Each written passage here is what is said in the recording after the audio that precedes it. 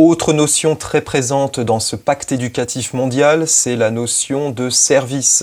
Le pacte éducatif mondial nous parle abondamment d'éducation au service, d'éducation par le service et d'éducation comme service. Autant dire que c'est une notion clé de ce projet. Cette notion, nous la retrouvons aussi bien dans l'invitation du pape François que dans l'Instrumentum Laboris. Ce dernier nous dit en page 3 qu'il s'agit de, je cite, « former des personnes disponibles à se mettre au service de la communauté ». Fin de citation. À première vue, ce projet semble parfaitement chrétien, mais à première vue seulement. En effet, le sens ultime du service nous est en fait donné par Jésus-Christ lui-même dans l'Évangile selon saint Matthieu, au chapitre 25, dans les versets 31 à 46. Lors de la parabole du jugement dernier, le Christ déclare, je cite, « Venez, les bénis de mon Père, recevez en héritage le royaume préparé pour vous depuis la création du monde. Car j'avais faim, et vous m'avez donné à manger. J'avais soif, et vous m'avez donné à boire. J'étais un étranger, et vous m'avez accueilli. J'étais nu, et vous m'avez habillé. J'étais malade, et vous m'avez visité. J'étais en prison, et vous êtes venus jusqu'à moi. Chaque fois que vous l'avez fait à l'un de ces petits qui sont mes frères, c'est à moi que vous l'avez fait. » Fin de citation. C'est donc le Christ que le chrétien va servir dans ses frères. Si vous ôtez cette dimension transcendante, le service va perdre sa véritable signification, il va perdre sa signification chrétienne. Or, le problème dans le pacte éducatif mondial, c'est que les documents relatifs à ce pacte éducatif mondial, sans nier explicitement cette dimension chrétienne du service, ne la rappellent jamais. Dans ces documents, la vie humaine et le service sont réduits à leur dimension purement terrestre. Nous lisons ainsi à la page 5 de l'Instrumentum Laboris, je cite, « Nous sommes créés non seulement pour vivre avec les autres, mais aussi pour vivre au service des autres, dans une réciprocité salvifique et enrichissante. » Fin de citation. Cette affirmation, sans être fausse, s'avère tout de même très limitée, très pauvre, parce que nous sommes d'abord créés pour vivre avec Dieu et au service de Dieu. Un court moment ici-bas, puis ensuite dans l'éternité. Et c'est seulement dans cette perspective que le service du prochain va acquérir un sens. Ne vous trompez pas, il ne s'agit pas ici d'un simple problème de formulation, parce que cette conception appauvrie du but de la vie porte en elle de très graves implications. En effet, à partir du moment où la finalité de la vie humaine se trouve réduite à une perspective purement horizontale, plus rien n'empêche d'enfermer cette vie humaine dans un projet tout autant horizontal, où l'individu va se trouver asservi tout entier au service de la collectivité. Pour le dire autrement, si je suis créé uniquement pour vivre au service des autres, alors les autres peuvent tout exiger de moi. Je deviens corvéable à merci. Le service de la communauté se trouve ici absolutisé, car il n'est pas limité par la perspective eschatologique traditionnelle. Cette perspective nous est rappelée notamment dans le compendium de la doctrine sociale de l'Église au paragraphe 47 et 48. Voici ce que nous dit le paragraphe 47 du compendium de la doctrine sociale de l'Église. Je cite « La personne humaine en elle-même et dans sa vocation transcende l'horizon de l'univers créé, de la société et de l'histoire.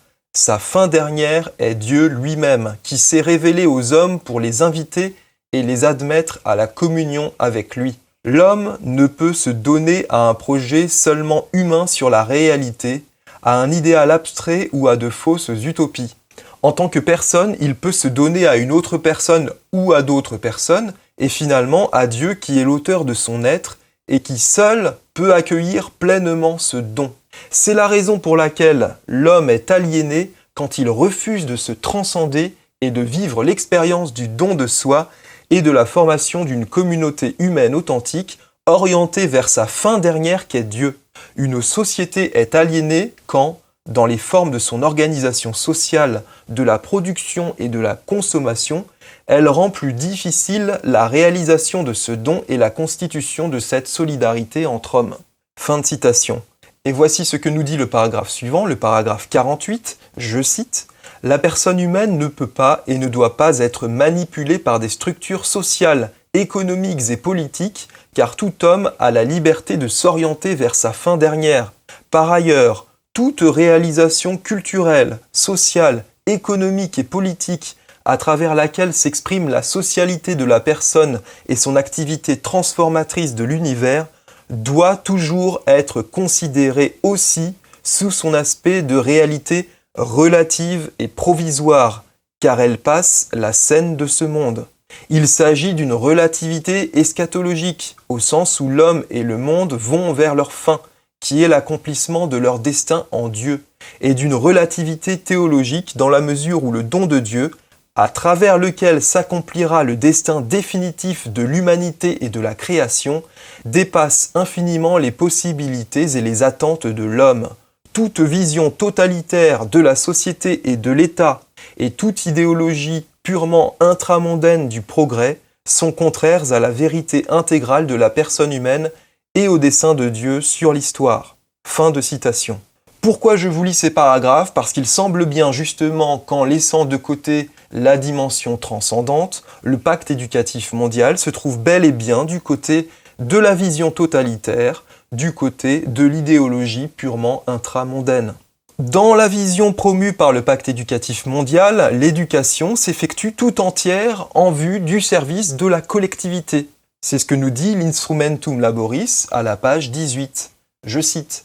La recherche éducative distingue toujours plus clairement la dimension centrale du service au prochain et à la communauté en tant qu'instrument et but de l'éducation.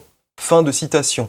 C'est assez étonnant dans la mesure où on aurait pu s'attendre de la part du Vatican à un accent mis sur l'éducation religieuse. Eh bien non, pas du tout. Ou plutôt, si, d'une manière assez subtile, puisque je vous rappelle que dans la vision du pacte éducatif mondial, la collectivité est Dieu. Je cite, « Ensemble est le mot qui sauve tout et accomplit tout ». Fin de citation. C'est ce que nous lisons à la page 7 de l'Instrumentum Laboris. Donc vous voyez qu'on peut quand même parler d'éducation religieuse dans la mesure où être au service de la collectivité, c'est être au service de Dieu. Évidemment, cette éducation religieuse n'est plus du tout une éducation chrétienne. Le pacte éducatif mondial semble poursuivre conjointement deux objectifs, et on peut se demander comment ces deux objectifs s'articulent, puisqu'il s'agit à la fois de mettre au centre, je cite, le service au prochain et à la communauté, fin de citation, mais aussi de valoriser une éducation écologique intégrale. Ça, on le trouve à la page 10 de l'Instrumentum Laboris. Une éducation écologique, je cite, ayant pour vocation de créer une citoyenneté écologique. Fin de citation. Cette expression provient de la page 16 de l'Instrumentum Laboris qui cite en l'occurrence le numéro 211 de l'encyclique Laudato Si du pape François. On peut se demander comment comprendre l'articulation entre ces deux aspects apparemment irréductibles l'un à l'autre. Quel est le but de cette éducation ? Est-ce de mettre le jeune au service du prochain et de la communauté, ou est-il de promouvoir une citoyenneté écologique ? En fait, ce sont les deux. Et on comprend mieux la manière dont ces deux objectifs non seulement ne s'opposent pas, mais même se complètent, quand on a compris que la communauté en question n'est pas simplement la communauté humaine. Il s'agit, antispécisme oblige, de la grande communauté de la nature, les animaux, et parmi les animaux, les humains, mais aussi les végétaux et les minéraux. Dans la vision du pacte éducatif mondial, ce n'est pas simplement la communauté humaine qui est divinisée, mais c'est ce macrocosme qu'est Dieu, expression que nous trouvons dans la page du site consacré au logo du pacte éducatif mondial. Souvenez-vous, c'est ce que nous disait le pape François au numéro 92 de Laudato Si, je cite, « Rien ni personne n'est exclu de cette fraternité, tout est lié. Et comme êtres humains, nous sommes tous unis comme des frères et des sœurs dans un merveilleux pèlerinage, entrelacés par l'amour que Dieu porte à chacune de ses créatures et qui nous unit aussi avec une tendre affection à Frère Soleil, à Sœur Lune, à Sœur Rivière et à Mère Terre. » Fin de citation. Donc vous voyez que dans le projet du pacte éducatif mondial, il s'agit bien d'enrôler les jeunes pour les mettre au service d'une communauté qui n'est plus simplement la communauté humaine, mais qui est la grande communauté de la nature, divinisée, considérée comme Dieu. Malheureusement, cet asservissement, dans la logique de Laudato Si, se comprend très bien, dans la mesure où l'encyclique papale ne se fait pas faute d'insister sur le fait que le tout est supérieur à la partie. Donc nous, pauvres êtres humains, sommes la partie d'un tout qui nous dépasse et que nous devons servir perpétuellement. C'est la vision esclavagiste proposée par le pacte éducatif mondial.